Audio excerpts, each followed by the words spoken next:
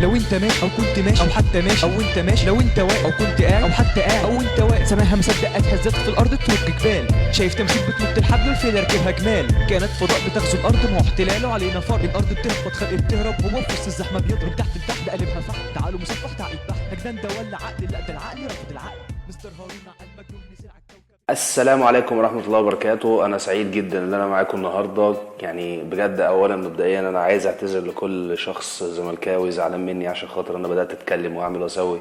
أنا أخوكوا، ويعني بجد والله أنا ما أقصدش أي حاجة خالص. أنا كل اللي أنا اتكلمت فيه يعني بس كنت عايز أهرج، لأن كده كده يعني أنا حسيت إن هي كوسة بالبشاميل خلاص هي رايحة وضايعة، فيعني قلنا بقى ننبسط شويه ونعمل شويه، بس هو الموضوع كان تقيل عليكم شويه. فانا ما اقصدش والله، بالعكس انا كنت واحد من الناس كنت بشجع الزمالك جدا في طول المباراه، بس يعني يلا بقى اللي حصل بقى، يعني مفيش اي مشكله. انا برضو مش عايز الناس تتضايق ان انا لابس اصفر ولا حاجه، ده تفتكر ان انا عشان خاطر سان داونز، والله العظيم ما قاصد، يعني مش قاصد، انا مش قاصد. والمصحف ده عشان عندي غسيل بس مش اكتر، يعني هذه الحاجه الوحيده اللي انا بص يعني بمد ايديا كده في الدولاب، فبمد ايديا كده فلقيتها فرحت لابسها على طول، لكن مش معنى كده ان انا لابس اصفر وبتاع فهي سان داونز. لا لا لا، انا ماليش في الكلام ده خالص. الموضوع بقى اللي احنا جايين نتكلم فيه النهارده اللي اهم من المباراه نفسها كانت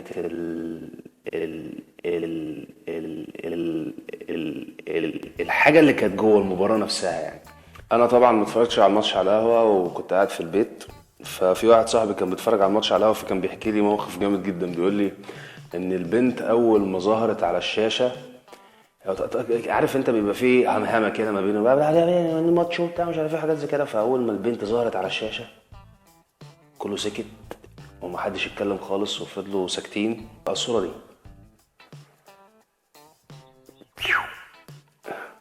دي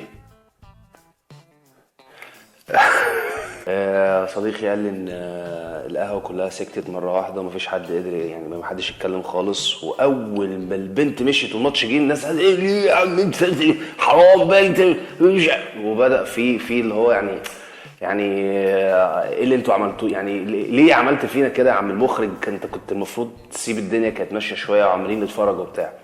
المهم اجراءات الماتش بدات تشتغل شويه، فالناس بدات تنسى البنت، فراحت راجعه بصوره تانية، رجعت بصورة يعني تانية وهي بالمنظر ده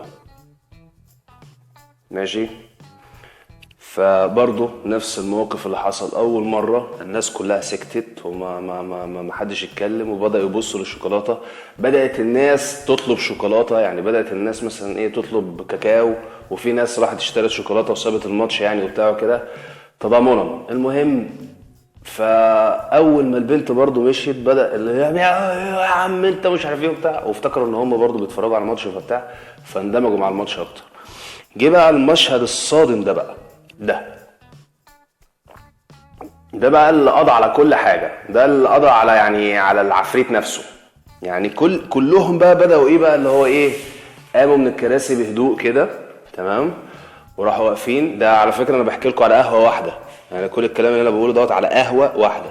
كلهم وقفوا كده مره واحده وراحوا حطوا ايديهم كده بنفس المنظر ده كده، وبداوا ان هو يعني حسوا ان في مصيبه حصلت، في كارثه، احنا في حد زعلناه، يعني في حد احنا في يعني لعبت ليه عملتوا كده ليه؟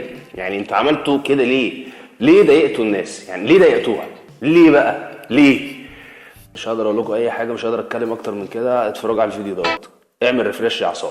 يا جماعه بصوا يا جماعه، البت اللي كانت في الماتش النهارده الاكونت بتاعها بصوا بقى، اعمل ريفريش يا عصام،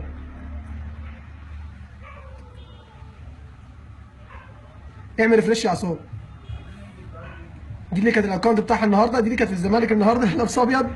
بص اعمل ريفريش يا عصام عشان تعرفوا بس شعب مصر اللي هيجي. دي يا جماعه اللي كانت في ماتش الزمالك النهارده اللي كانت. بص اعمل ريفريش يا عصام، بص الرقم كام بيزيد قد ايه. بص اعمل ريفريش، اعمل يا عصام. طبعا عصام عمال بيعمل ريفريش وصباعه وجعه لحد ما صباعه كان هيتقطع خالص.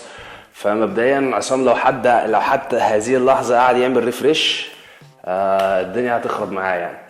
فانا يعني انا يا جماعه ما تزعلوش الناس، والله ما تزعلوا الناس، حرام حرام بجد. يعني الشوكولاته ساحت راحت، يعني راحت مطرح ما راحت. من يراق التمنيات كان معكم مستر هارون. ما تنساش تعمل سبسكرايب للقناه وتتفرج على الفيديوهات القديمه.